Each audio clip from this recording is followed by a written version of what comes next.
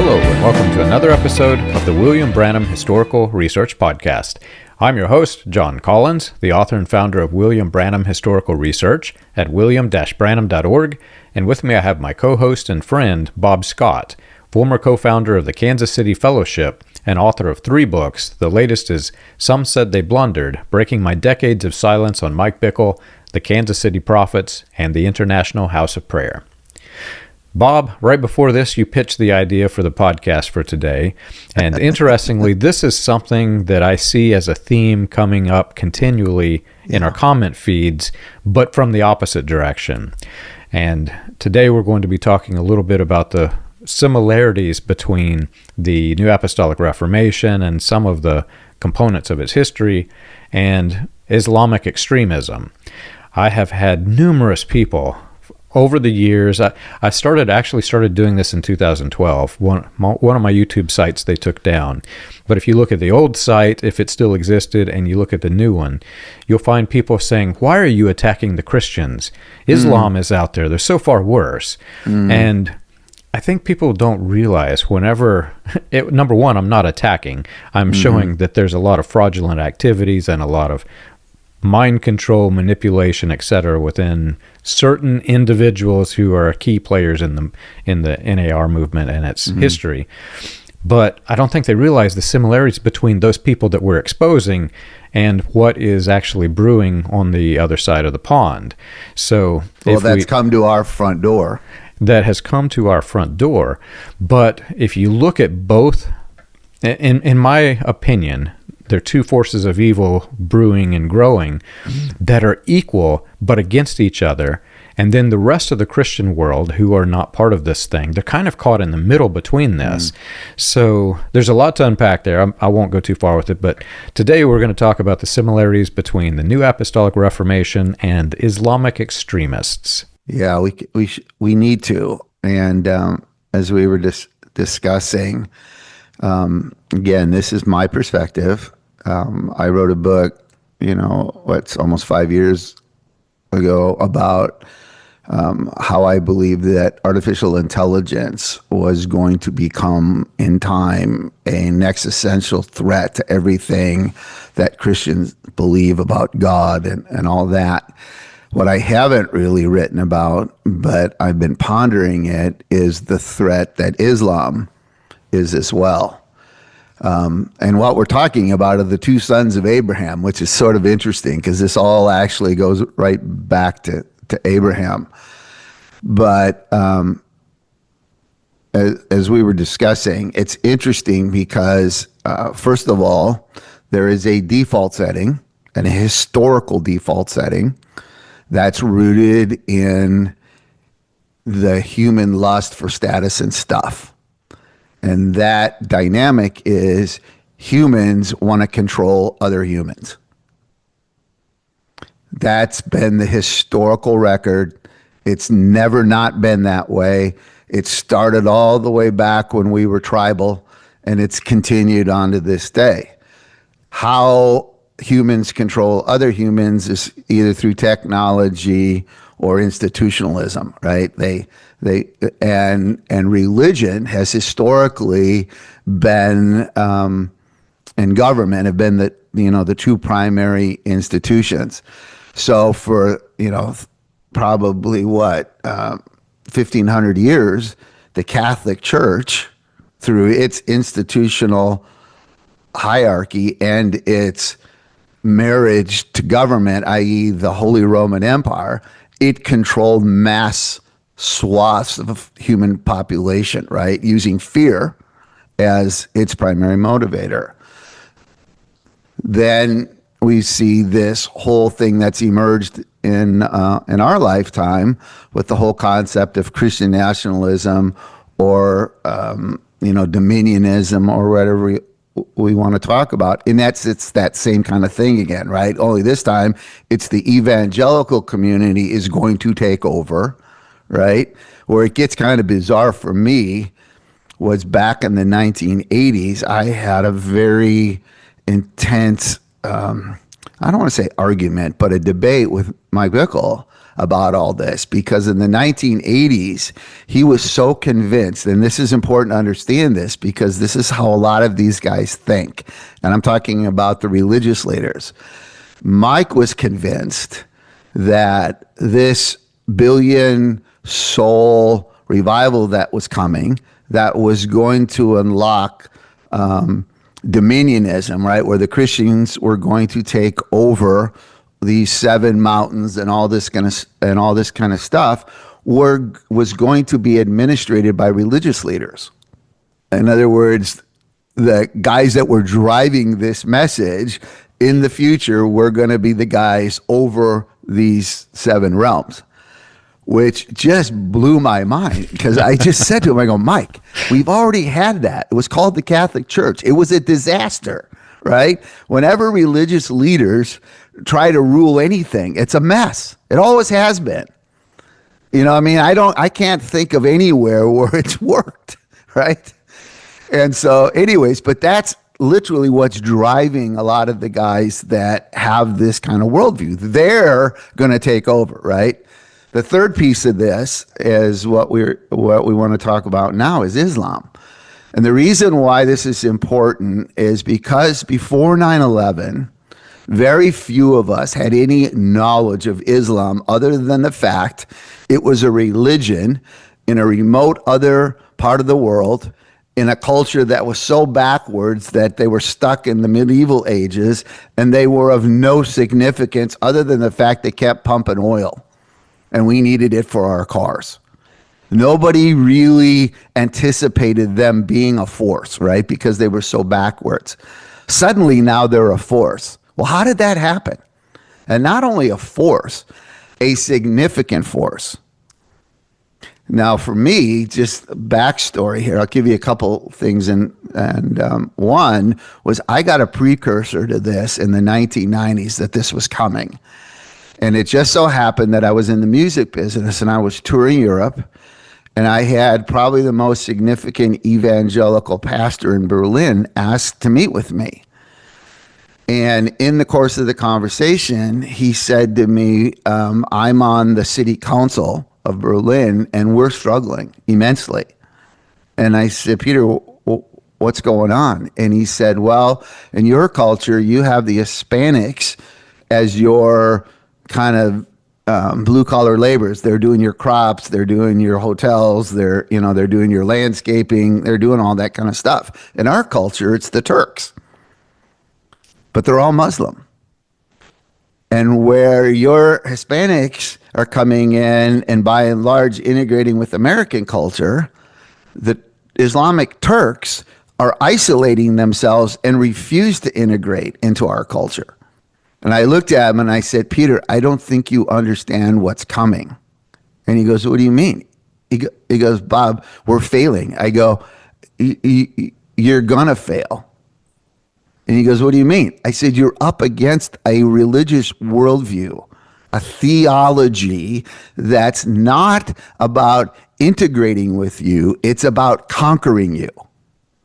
They have a dominion theology.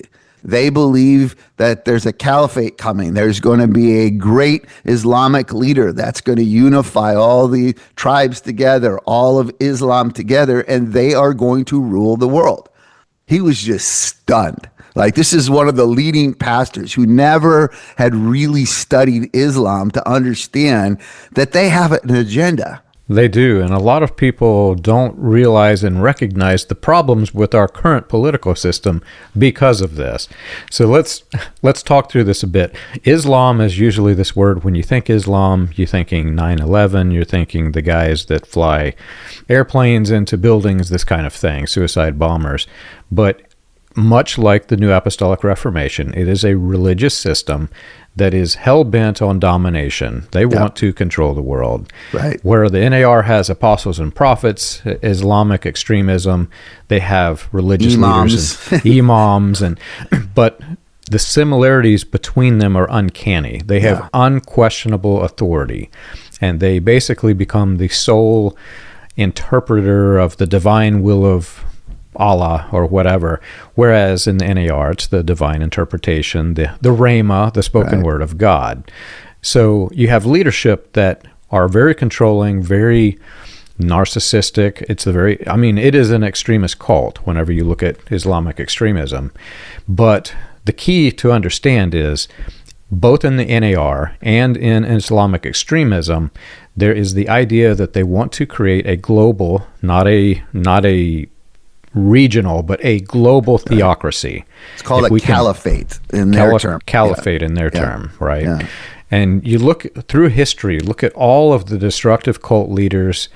John Alexander Dowie is a good example. He created in America the theocratic party in America and tried to take over Washington.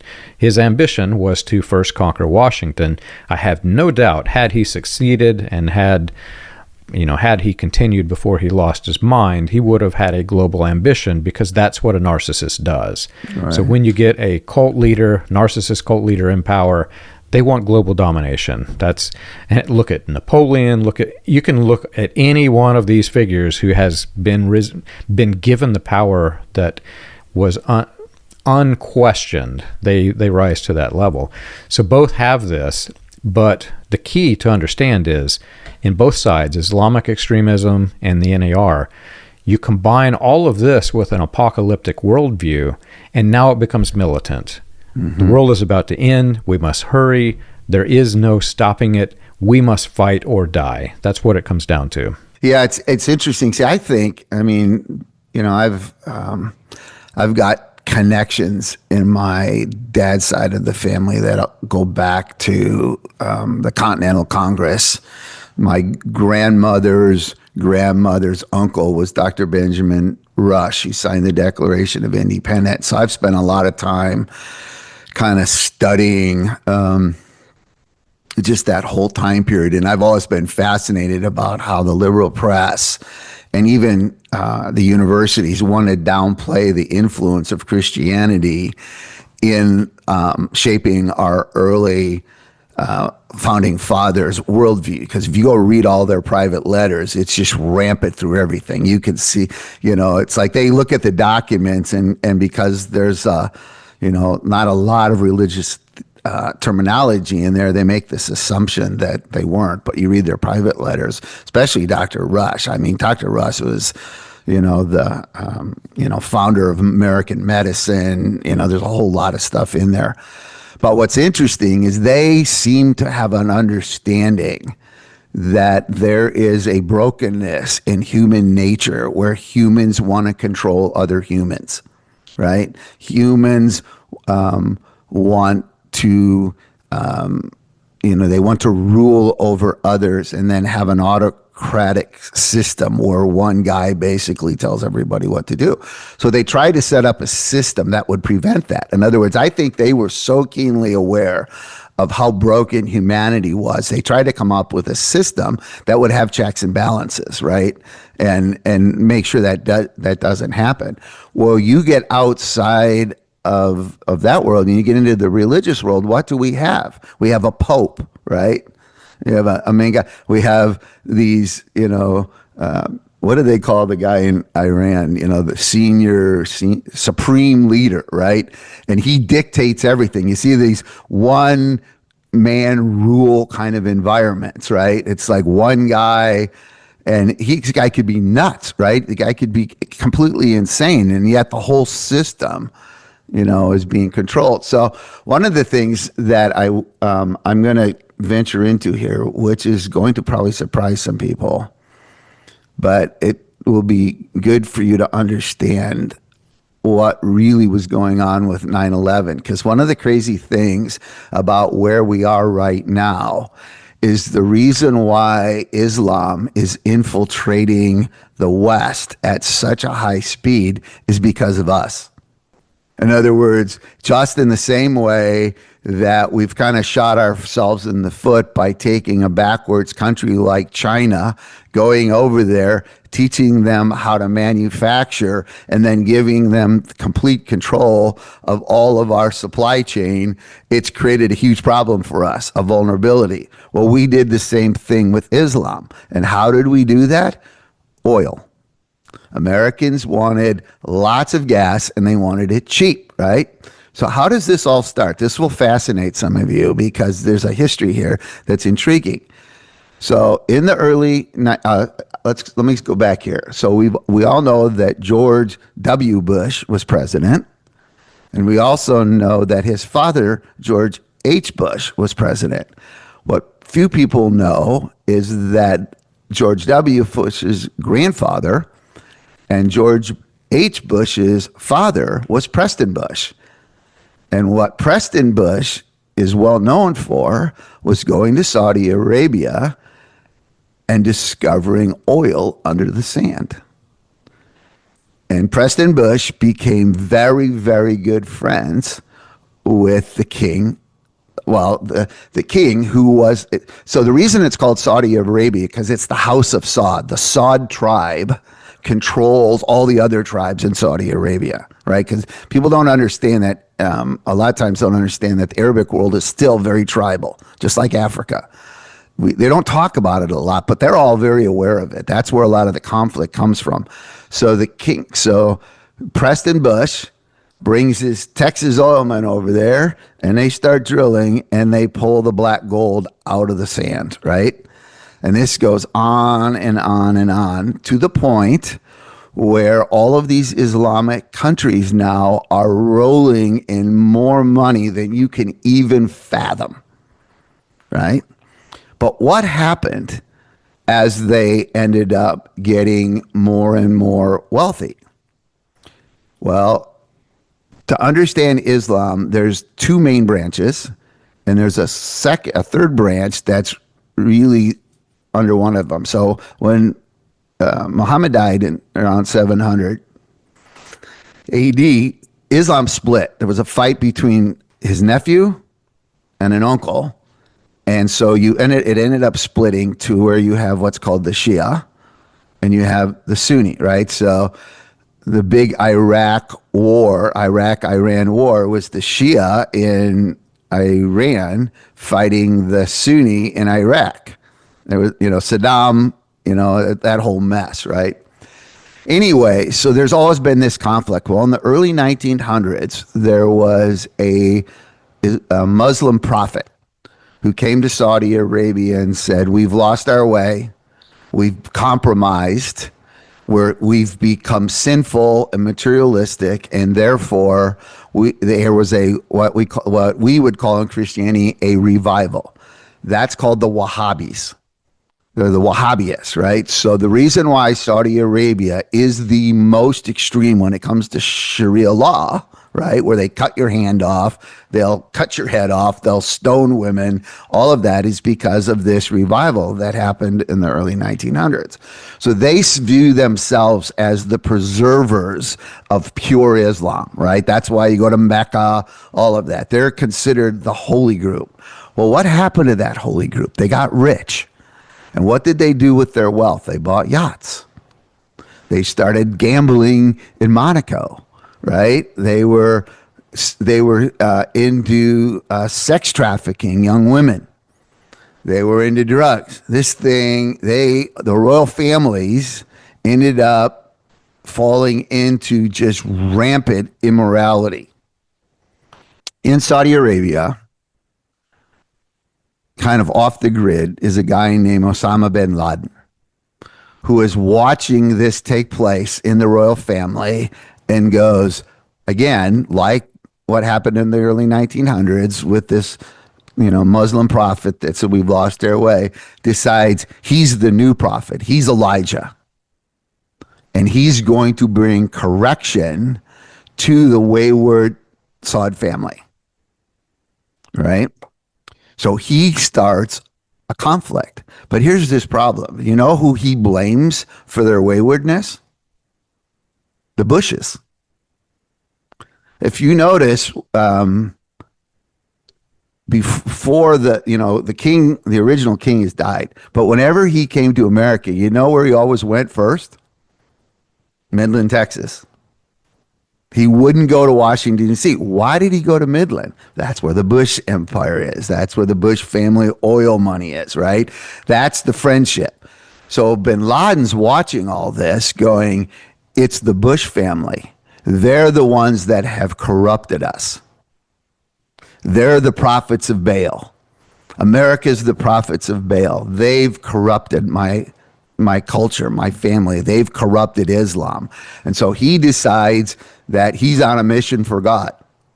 And he is going to restore the royal family and Saudi Arabia back to its pure Islamic destiny.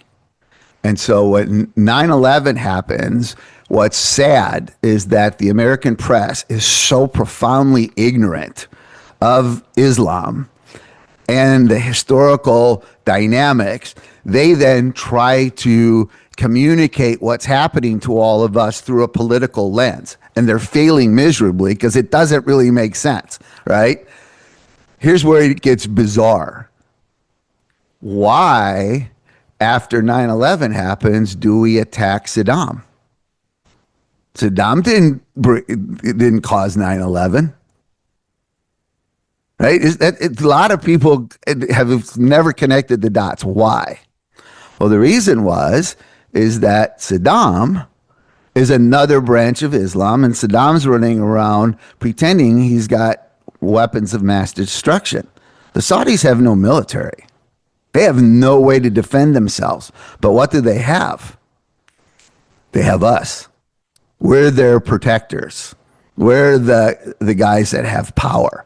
So the Saudis come to us and say, hey, we don't want an attack from Saddam Hussein. You got to take him out. So we actually do the Saudis' bidding in order to maintain the oil flowing, right? To maintain this relationship. So we become the policeman or the enforcer in the Middle East. That's how we get sucked into this whole thing, right? And we get pulled right into this thing. So as I said to people, this is the absurdity of the whole thing that happened in the 2000s, is that our government is so profoundly ignorant of Islam and the dynamics that are involved in it, that they unbelievably naively think that they're going to bring democracy to the Middle East, right?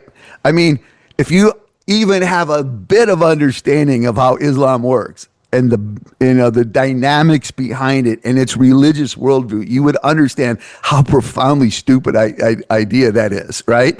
But we're so convinced because we're America and it works here and we're going to export it around the world, not understanding that we literally inserted ourselves into a 1,300-year-old war,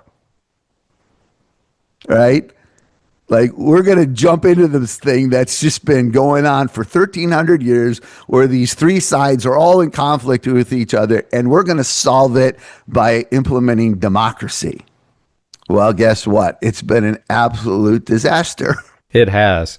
Right? And I want to make a connection here that not many people make. Everybody misses this, and I'm actually a little surprised that they all miss it.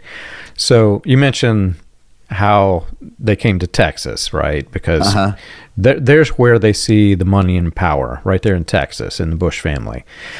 If you understand how Islam works and understand the significance of what you just said, now compare it to the prosperity gospel.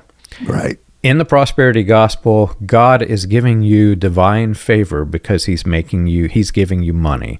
That's right. What the message of the prosperity gospel is.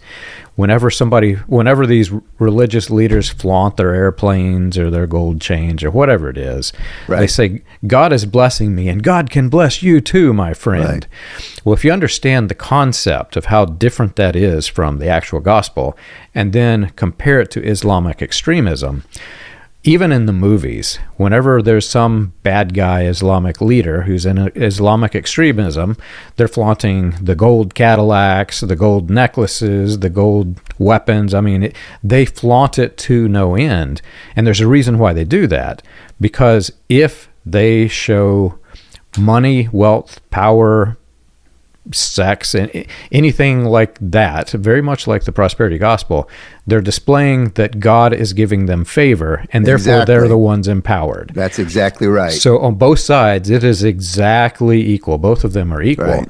And one of the which is why it's so dangerous. That theology is so dangerous, right? Because here we have a group that wants to take us all out, who has the same worldview, right? Absolutely. And I hate to go here, but I have to, because we're talking about Islamic extremism, and something else that it ties back to what you said. In Islamic extremism, there is the concept that it's almost like forced donations. There's mandatory almsgiving. They have a name for it. I can't remember what that name is, but basically it's like the tithe system of the Pentecostal charismatics. But outside of that, there's also this hidden blessing for those who are doing the sometimes illicit funding. You go into the oil smuggling, the all kinds of problematic things that they're doing. Well, that money's going back into the religion, and so the ones who are doing it are saints. The ones who are in power are blessing them, knowing that the money was illicit money. Compare that to some of the things that has been exposed in the NAR. It's not as openly blessed as Islam, but they're doing the same things. Right. Because when you have something that is built on that type of architecture, where power, money is displays of God's favor, it's not really the Christian God. So you have two different things that are very, very similar in nature. The difference is one of them uses the word Jesus Christ in their speeches, and so everybody thinks, well, that's not as bad as Islam. But if you actually compare the architecture of the two, they are one and the same. Well, and again, it's religion, right? Yeah. It's a religious worldview. I mean, the Catholic Church had it as well. Yeah. Right. The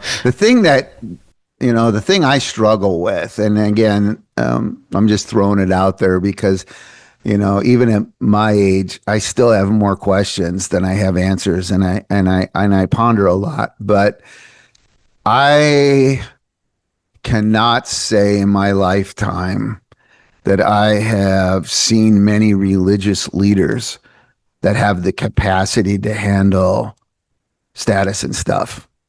It's weird. I see it in the business world, and it's maybe because they're trained, but even there's a struggle there.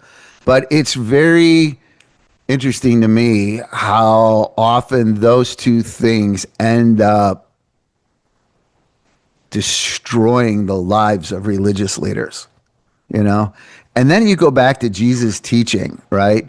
Where he seems to so often warn people about the trappings, right? And to a point where he's almost anti-materialism, right? He's anti-gathering status and stuff, where he says, if you got two, give one away, right? Well, that's the antithesis of American prosperity thinking, right? Because if you have two, well, God wants you to have 10, right? So you can go to get more, right? And this is where I find myself in these head-on collisions often with not only sometimes our the American dream or the prosperity gospel, with the message of Jesus in the kingdom of God, because the kingdom of God is all about laying your life down for others. It's loving others, caring for others, sacrificing for others.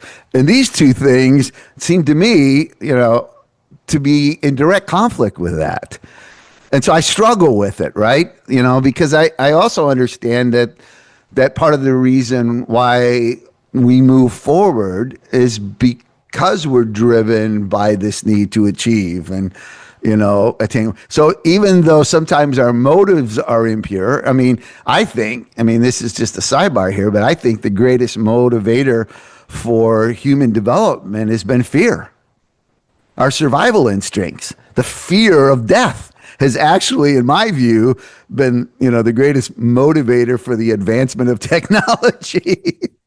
Right? We want to live longer. We want to protect ourselves, right? All this kind of crazy stuff out there. So, but yeah, getting back to this whole Islam thing, I think people are a little bit shocked right now, because this thing seems to have come out of nowhere, right?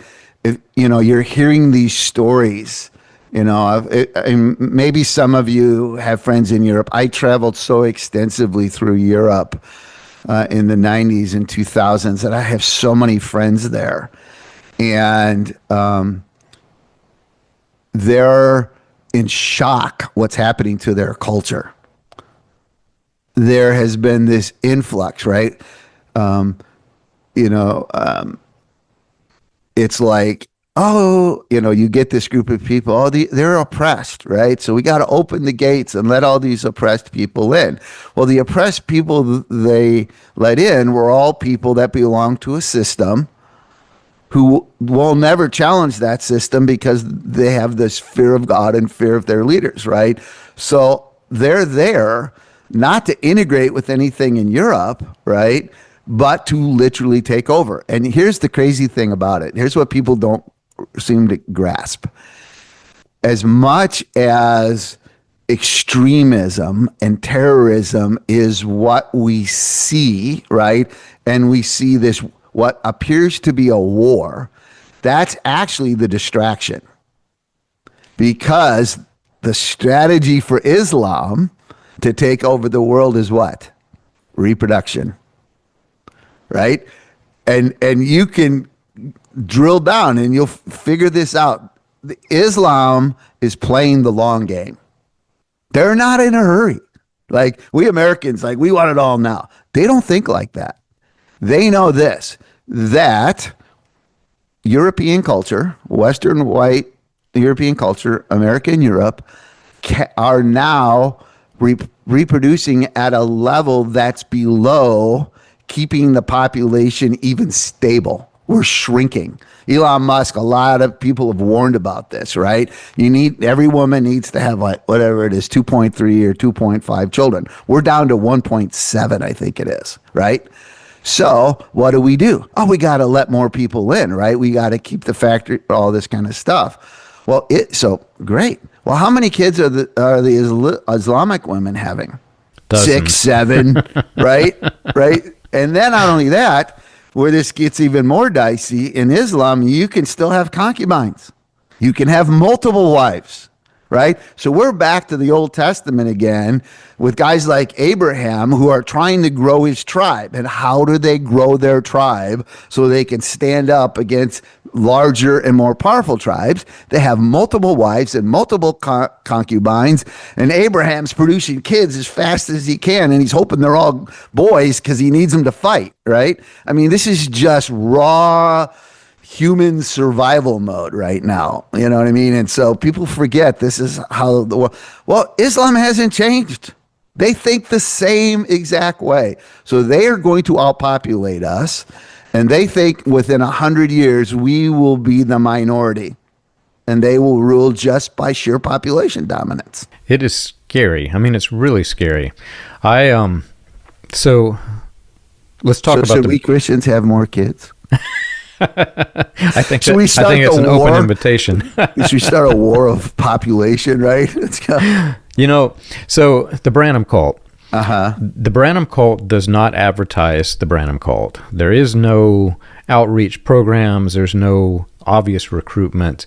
In fact, I would say that it's quite the opposite. When they advertise, it's to advertise to keep people in, not to bring people in. If you drive down the interstate in areas where there's a heavy Branham cult population, they have these signs like, "How will you be judged?" And things that if you're on the outside, you look at this and you go, "Oh, well, that's a cult. I'm not going in there." But to the people, they're really scared. "Oh my gosh, we're going to be judged if we leave this place." There's no real advertisement to bring people in. It's to constrain, because they know over time, as they repopulate, as their families grow, those children become cult members. As they have children, all of this, it's spreading literally through childbirth. That's how it has remained stable. And if you look at, we've exposed countless things. Many people are aware of these things. If you look at how awful it is and understand that nobody should be in it in the first place, yet it still exists and survives. It survives because they're teaching the young children the doctrines. So the young children grow up like this. The same thing is happening in Islamic extremism. Right. And at its core, so let's break that down a bit. I have friends who are Islamic.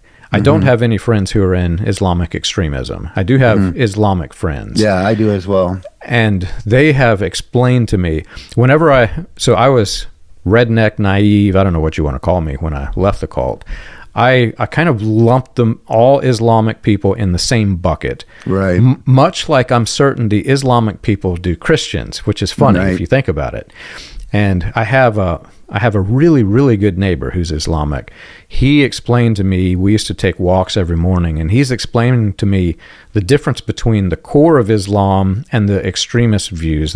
I can't remember the names, but he listed all of these different branches of extremism. And he says, in the core, it isn't like this. They believe that Muhammad taught peace, and yes, if you read the Quran, there are things that are militant, but much like the Old Testament you have, John, if you read your Old Testament, you're going to find many of the same things. When he first said that, I was like, no. And then I go back and look, and I'm like, oh my gosh. And I started to understand it isn't so much about what you see as the very violent personalities. It's the extremists, that are different from the core. So once I began to understand that, and then understand that within American Christianity, you have the same exact thing. You have a core base of Christianity who have core concepts, theology that has evolved for decades to become more humanistic. And then you have these extremists that they want to defy the decades of theology. They want to say, no, we want to be different. And they form their extremist group, and some of them are benign, but some of them go completely nuts. So I began to understand that both sides are really, really equal. And it wasn't until I began my study of the New Apostolic Reformation, I began to realize the dangers of this, because once those people break away and they want to defy the core, they want to say our version of Islam is more like Muhammad, or our version of Christianity is more like Jesus. Therefore, we must dominate those who don't believe like we do. We need to claim dominion over them and enforce our policies. Right. Once that hit me, I'm like, oh my gosh, we have Islam right here in America under a different name. And even that, it took me a while to understand that no, it is still different. But what we have is the very foundations for what became Islamic extremism. We're watching happen in real time today in the United States. Well, it's what we're doing. We're playing Toto today, meaning that we're pulling the curtain back, because on the surface, the facade, right, it seems we're talking about two things that aren't even remotely alike. But then, like you're saying, when you pull the curtain back and you see what's actually underneath, right, the motive, the theology, the worldview, all of this underneath, you go, oh my God, it's the same thing. That's the shocker. And I think most people haven't had the opportunity to do that. I look back on my life sometimes and I realize that I think God just does things things I'm not even aware of at the time and how significant they were. But around 2015, 2016, I actually went to work for a technology company in Lawrence, Kansas. I was the only white Christian. Everybody else was Muslim from either Pakistan or Iraq. And it was the most interesting thing. Now, based on my personality and my previous experiences in Africa and all that, I was very adept at cross-cultural dynamics, right? I understood what was going on. And over time, they developed a great relationship with these guys. And there was a trust level to where they were inviting me to their family activities and whatever. But like you, they took me behind the scenes of the Islamic world, right? And I got to see the other side of this. There's one concept I want to throw out real quickly here, because I think it's really important, and I don't even know sometimes if our political figures understand this. But I learned it from these guys, because I was in a situation where I would observe the owner of the company, who was a convert to Muslim, lie to white Americans in his business. And that really bothered me, right? And so I started poking around a little bit. Well, I learned that there is a concept in Islam that I cannot pronounce very well, but it's called Takia, Taqiyya. I think that's how you say it. The theology is that lying to a Muslim is a sin. Lying to an infidel is not a sin. The reason this is really important is because there are a lot of Muslims, even in America, that will lie to you face to face and believe that their religion gives them permission to do it because you're an infidel. If you've noticed, there's a lot coming about Medicare, Social Security fraud. A lot of this is coming out of these Muslim countries, right? There's a lot going on behind the scenes right now. It's not all out into the public, but the reason is they feel like they have a right to do that, right? They don't look at it as, we look at it as that's wrong. You broke the law. They don't look at it like that. They look at it as you're an idiot and we have the right to do this. And, your technology doesn't have, the security protocols, and we took advantage of it. We win. God's on our side. It's that whole thing again, right? If I succeed, God's with me. That's the proof. Lying is not an issue. Chinese have the same problem, but that's not because they have a law that says it. They have they have a morality and an ethics that doesn't see it as wrong. Right. So there's all these things these problems we have when we interact with these cultures where you have to be very, very careful here of what you're hearing and not do what Americans do and sort of assume, oh, he's being honest. One of the early Christian apologists, I want to say it was Irenaeus, but it might have been, I'm drawing a blank on the other guy's name. One of the early ones anyway was studying all of these Gnostic groups. And one of the groups he declared as heretical and said that they were following Gnosticism, believed that, and he used a different word too, I can't remember the word, but essentially the terminology is lies for the sake of a holy end. They believed it was okay to tell lies for the sake of a holy end. Somewhere in the millions of miles of 10-point font that I have written over the past 10 years, I had a study comparing that group to some of the things that I saw within Branhamism and in some of the branches, the offshoots. When Branham would be home in his hometown, he would tell somewhat more truthful versions of the stories than when he went abroad. And I was trying to determine, is that A, because he thought when he's out away from town nobody's going to know, or B, was it because the groups of people were different? And the conclusion that I came to, which it's my opinion, there's no way to know what was in the guy's head, why he was lying, but the conclusion I came to was that whenever he was trying to recruit people into the cult, it was okay to lie. Once they got in, he could tell them the truth. And I started studying, that opened the door to all kinds of research. You can go down rabbit trails, study almost any of the guys that were in the Voice of Healing lineup, and they're all claiming things that are not true. These guys are lying. But they're speaking to audiences that during this era, we've talked about it before, they were trying to push the fundamentalist agenda, and they saw anybody who didn't believe Christian fundamentalism as much like you described how an Islamic person would see somebody who's not Islamic. These are heretical people. We're going to tame the beast, so to speak, and it's okay to lie to them if I can get them to come join our cause. I believe that was the mindset of these people. Matches very much what I saw in Islam. Well, I think we did kind of address this on previous episodes, but it's been my observation, like you, again, primarily in the Pentecostal charismatic stream of things, that this whole theology of the man of God model, where God anoints a man, right, and elevates him above everyone else. He has prophetic insight that others don't, and so therefore we all default to the spiritual giant amongst us, right? Every time I have seen that dynamic come in play. I have watched that particular person lose their moral and ethical plumb line. It's as though what happens to them is they start believing their press clippings, start believing the adulation. They begin to see themselves as on an elevated plane, right? There's all of you that stick to the rules, and then there's me who makes the rules. And so what I see this happen over and over again, because the mission, right? It's the same thing at IHOP, right?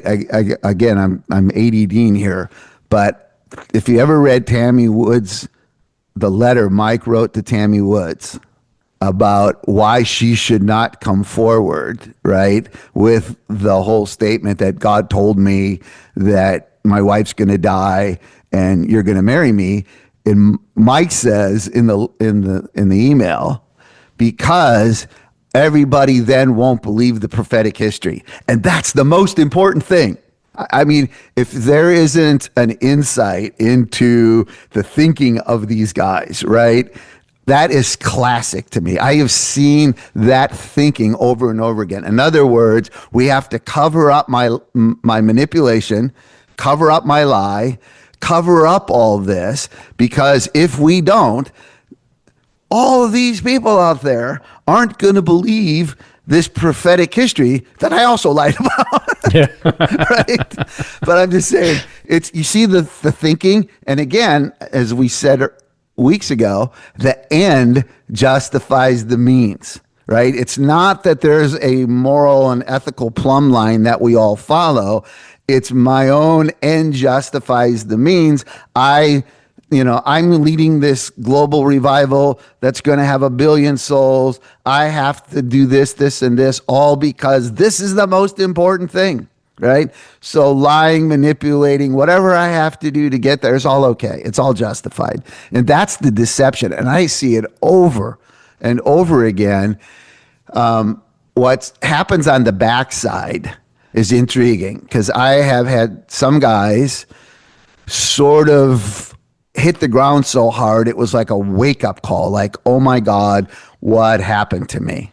You know what I mean? It's like, what happened? Like, it's almost like a fog lifts, right? And they'll just go, what was I thinking? Like, how did I fall into this, right? And they're actually confused as how, they bit the apple. Like, you know what I mean? How did that happen? Or other guys, they just relentlessly, even while they've been totally human, they just can't let go. It's almost like, if I let go of this, I have no reason to live. It's like their psyche can't even acknowledge the fact that this is all fabricated, because their whole world's going to come crashing down around them, and they can't survive without this. And so one's kind of it's kind of wow, and the other one's really pathetic in a way. You know what I mean? It's sad for me, because I want to see all these guys restored, but it's just like, no. It is sad, and closely tied to that, or I should say somewhat tied to that, one of the last similarities between Islam and the new NAR that I'll mention, within the NAR and many of its apostolic networks leading up to the NAR, whenever the people were being targeted for recruitment, they would always target people who had a need.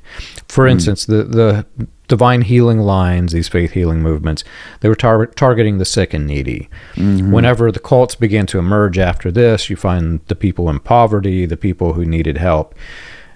In a normal Christian church that is in the core, not into the extreme. Same with Islam. In the core of Islam, as my friend was telling me, whenever the needy are being addressed, you give to the needy, as is declared by both Jesus Christ and Muhammad. You give to the needy, but you're giving in such a way that empowers them, not that makes you in power over them. In other words, you help them to help themselves, and you don't, even if they don't stay in your religion, you're fine that you help them because you're doing the good deed. In the NAR and in Islamic extremism, it's the opposite. They will give you jobs, money, etc. As long as you stay in the cult. As long as you stay with them, you can still have this. Once you leave, that's it. You're cut off. Same with friendships. All of your friendships are built around this core. You have to be a part of the unit. If you leave, you're cut off. And why is this?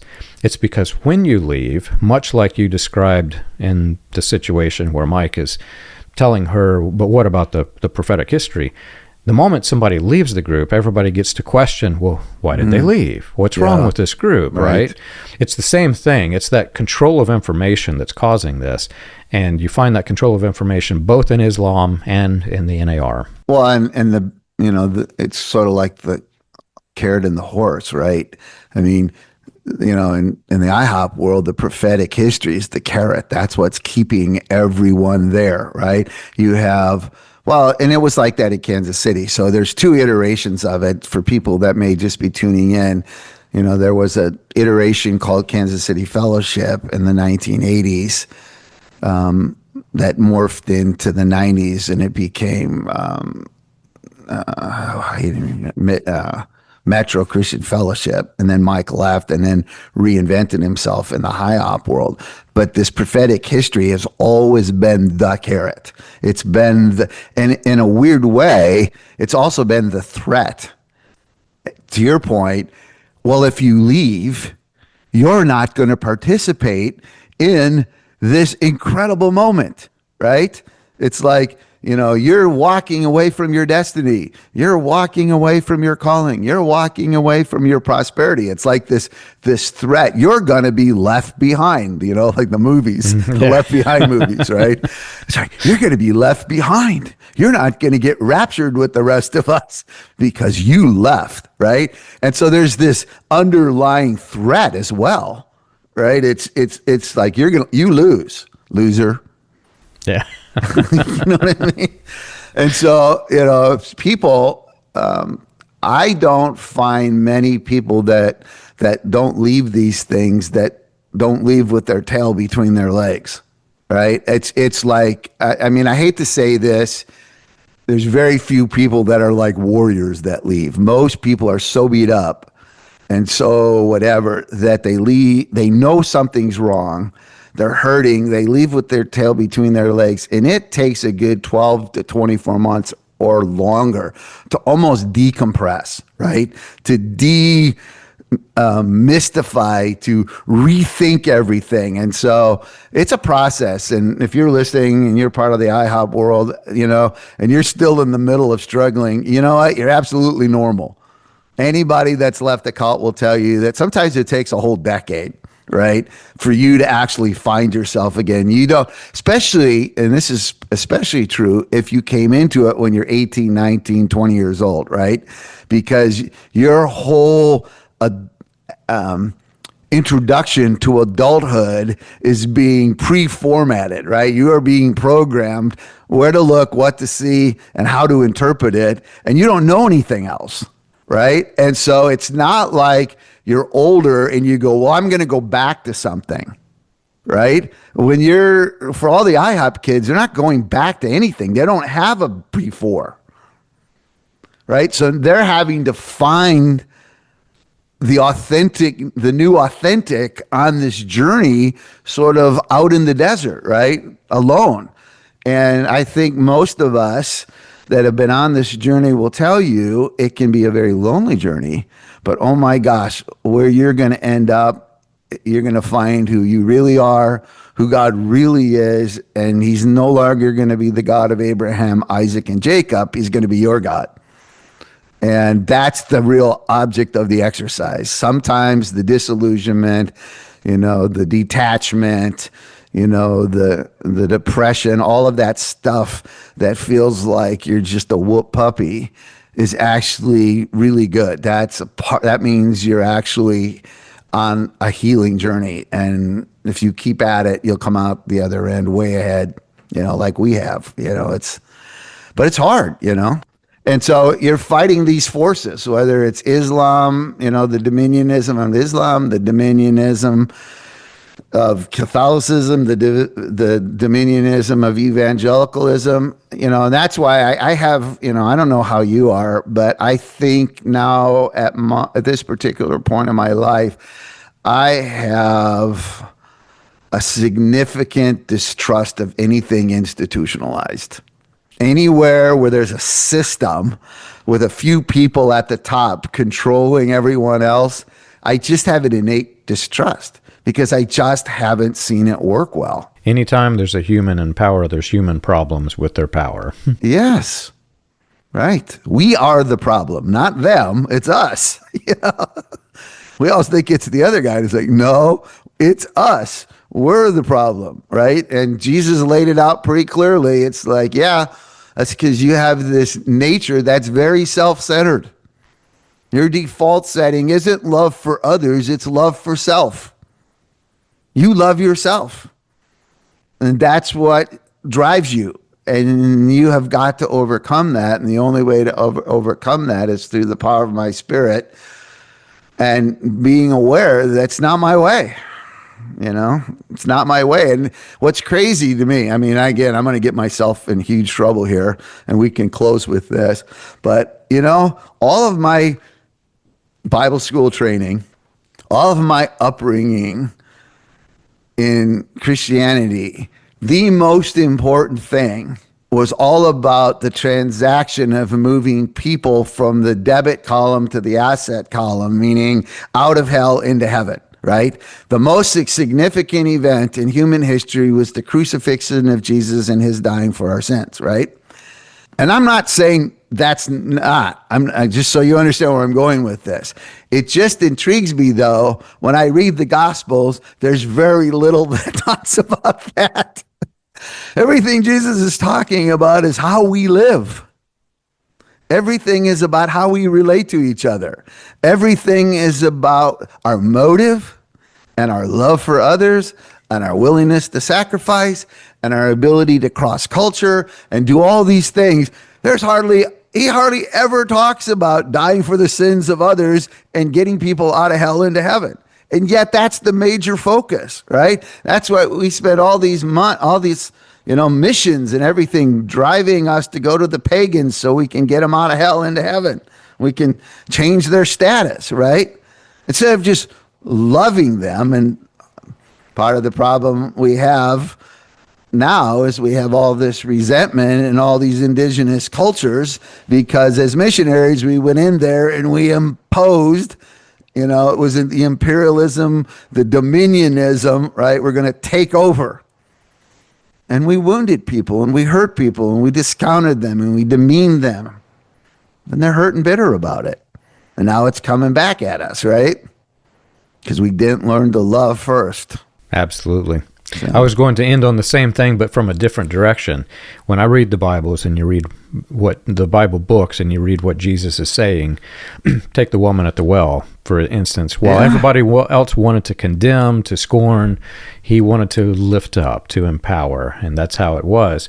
And I picture him in today's world seeing this big mess that we have and seeing the hatred against people of Islam. Jesus would first want to disarm the Islamic extremist. You can't do this. You can't be militant. And then to the others, he would say, do you know who the God of Abraham is that you serve? And he would not condemn and scorn. So it's a much different world. I have, like I said, I have good Islamic friends. I don't believe in the system that they're in. It is a system that they're in. But they're of the core. They're not in the extremism, and they have explained to me the differences. And when he started asking me the questions about Christianity, I really had to do a step back and self-examine, because what he said was absolutely hurtful to the core and yet true to the core. We have the same exact thing in America. It's just a different name. So much. Well, to me, if there's a doorway into the Islamic heart, to the Islamic person's heart, it's to understand that they actually revere Jesus. That's something that most Western Christians don't understand. They do not believe he's the Son of God, but they revere his teachings. And there is so much you can find oneness on and that's an open door to have some deep conversations about life and spiritual worldviews and all that. That's the door. Don't argue with them about the divinity of Jesus, but understand they revere his teachings. Absolutely. And I can tell anybody who's listening, because of my conversations, that door works. Yes, it does, doesn't it? Yeah. This has been fun. Thanks for doing this. Well, hopefully we've been enlightening, educating, and inspiring. Well, if you've enjoyed our show and you want more information, you can check us out on the web. You can find us at william-branham.org. For more about the dark side of the New Apostolic Reformation, you can read Weaponized Religion, From Christian Identity to the NAR. And for more about Mike Bickle and IHOP KC, you can read Some Say They Blundered, Breaking My Decades of Silence on Mike Bickle, the Kansas City Prophets, and the International House of Prayer.